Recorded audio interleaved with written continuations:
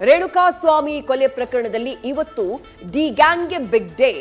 ದರ್ಶನ್ ಹಾಗೂ ಗ್ಯಾಂಗ್ ವಿರುದ್ಧ ಇವತ್ತು ಕೋರ್ಟ್ನಲ್ಲಿ ದೋಷಾರೋಪವನ್ನ ಹೊರಿಸಲಾಗಿದೆ. ಮೆಸೇಜ್ನಿಂದ ಹಿಡಿದು ಕೊಲೆಯವರೆಗೂ ಎಲ್ಲವನ್ನ ಉಲ್ಲೇಖಿಸಿ ಚಾರ್ಜಸ್ನ ಫ್ರೇಮ್ ಮಾಡಲಾಗಿದೆ. ಮುಂದಿನ ವಿಚಾರಣೆಯನ್ನ ನವೆಂಬರ್ 10ಕ್ಕೆ ಮುಂದೂಡಿಕೆ ಮಾಡಲಾಗಿದ್ದು ಟ್ರಯಲ್ ದಿನ ಆವತ್ತು ಫಿಕ್ಸ್ ಆಗಿದೆ. ಇವತ್ತು ಕೋರ್ಟ್ನಲ್ಲಿ ನಡೆದಂತಹ ಕೆಲ ಪ್ರಸಂಗಗಳು ಗಮನ ಸೆಳೆದವು.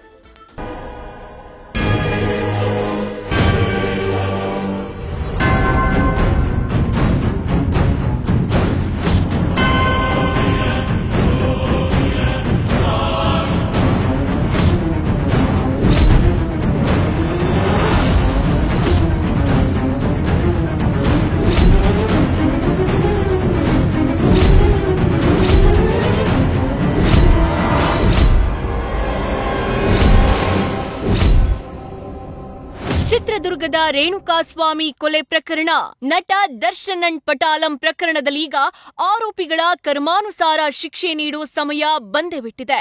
ಇದಕ್ಕೆ ಮುನ್ನುಡಿಯಾಗಿ ಕಟಕಟೆಯಲ್ಲಿ ದೋಷಾರೋಪಣೆ ನಿಗದಿಯಾಗಿದೆ.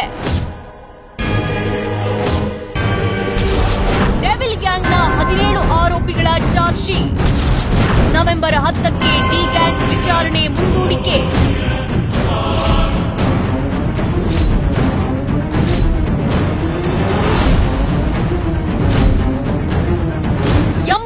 ದಿನ ನಟ ಹಾಗೂ ಆರೋಪಿ ದರ್ಶನ್ ರೇಣುಕಾಸ್ವಾಮಿ ಕೊಲೆ ಪ್ರಕರಣದಲ್ಲಿ 2ನೇ ಬಾರಿ ಜೈಲು ಸೇರಿ 81 ದಿನಗಳ ಬಳಿಕ ಹೊರಗಿನ ಪ್ರಪಂಚ ಕಂಡಿದ್ದಾರೆ. ಇಂದು ಡೆವಿಲ್ ಗ್ಯಾಂಗ್ಗೆ ಮಹತ್ವದ ದಿನ. ಕೊನೆಗೂ 17 ಆರೋಪಿಗಳ ಮೇಲಿನ ಚಾರ್ಜ್ ಶೀಟ್ ಅಂದ್ರೆ ದೋಷಾರೋಪವನ್ನ ನ್ಯಾಯಾಧೀಶ ಐಪಿ ನಾಯಕ್ರು ಪ್ರಕಟಿಸಿದ್ದಾರೆ. ಬೆಂಗಳೂರಿನ 64ನೇ ಸಿಸಿಎಚ್ ಕೋರ್ಟ್ನ ನ್ಯಾಯಾಧೀಶರು ಆರೋಪಿಗಳ ಮುಂದೆ ದೋಷಾರೋಪಗಳನ್ನ ಓದಿ ಹೇಳಿದ್ದಾರೆ.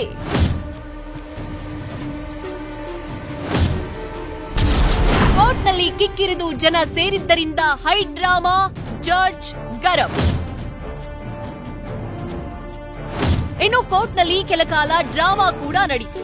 ದರ್ಶನ್, ಪವಿತ್ರ ಗೌಡ ಸೇರಿ ಕೇಸ್ನ ಎಲ್ಲ 17 ಆರೋಪಿಗಳನ್ನ ಕೋರ್ಟ್ಗೆ ಹಾಜರುಪಡಿಸಲಾಗಿತ್ತು. 17 ಆರೋಪಿಗಳು ಹಾಗೂ ಅವರ ವಕೀಲರು ಬಂದಿದ್ರಿಂದ ಕೋರ್ಟ್ ತುಂಬಿ ತುಳುಕಿತ್ತು. ಇತ್ತ ಕೋರ್ಟ್ ಹಾಲ್ ಹೊರಭಾಗದಲ್ಲೂ ದರ್ಶನ್ ಅಭಿಮಾನಿಗಳು ಸಾಕಷ್ಟು ಸಂಖ್ಯೆಯಲ್ಲಿ ನೆರೆದಿದ್ರು. ಈ ವೇಳೆ ಕೋರ್ಟ್ ಹಾಲ್ಗೆ ಆಗಮಿಸಿದ ನ್ಯಾಯಾಧೀಶ ಐಪಿ ನಾಯಕ್ ಹಾಲ್ನಿಂದ ಎಲ್ಲ ಹೊರಗೋಗಿ ಇಷ್ಟು ಜನ ಬಂದ್ರೆ ಹೇಗೆ, ವಿಚಾರಣೆ ನಡೆಸೋಕಾಗಲ್ಲ ಅಂತ ಮನವಿ ಮಾಡಿದ್ರು. ಬಳಿಕ ನಿಂತಿದ್ದರಿಂದ ಜಾಗ ಬಿಡದಿದ್ರೆ ವಿಚಾರಣೆಯನ್ನ ನವೆಂಬರ್ 10ಕ್ಕೆ ಮುಂದೂಡಬೇಕಾಗತ್ತೆ ಅಂತ ಗರಂ ಆದ್ರು. ನಂತರ ಕೋರ್ಟ್ ಹಾಲ್ಗೆ ದರ್ಶನ್, ಪವಿತ್ರ ಸೇರಿ ಆರೋಪಿಗಳನ್ನ ಪೊಲೀಸರು ಕರೆತಂದ್ರು.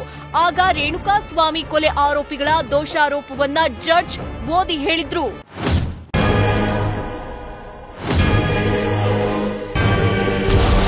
ನಮ್ಮ ಮೇಲಿನ ಎಲ್ಲ ಆರೋಪಗಳು ಸುಳ್ಳು ಎಂದ ಆರೋಪಿಗಳು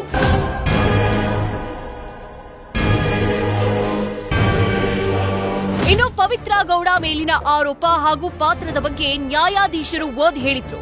ಕಿಡ್ನಾಪ್ನಿಂದ ಕೊಲೆಯವರೆಗೂ ಪವಿತ್ರ ಪಾತ್ರ ಹಾಗೂ ಸೆಕ್ಷನ್ಗಳ ಬಗ್ಗೆ ತಿಳಿಸಿದ್ರು.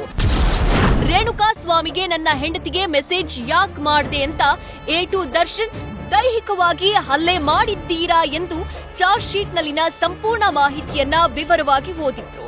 ಪವಿತ್ರ ಗೌಡಗೆ ರೇಣುಕಾಸ್ವಾಮಿ ಮೆಸೇಜ್ನಿಂದ ಹಿಡಿದು ಕಿಡ್ನಾಪ್ ಪ್ಲಾನ್, ಕಿಡ್ನಾಪ್, ಹಲ್ಲೆ, ಕೊಲೆ ಹಾಗೂ ಸಾಕ್ಷ್ಯನಾಶದವರೆಗೆ ಎಲ್ಲ ಆರೋಪಿಗಳ ಪಾತ್ರದ ಕುರಿತು ಓದಿದ್ರು.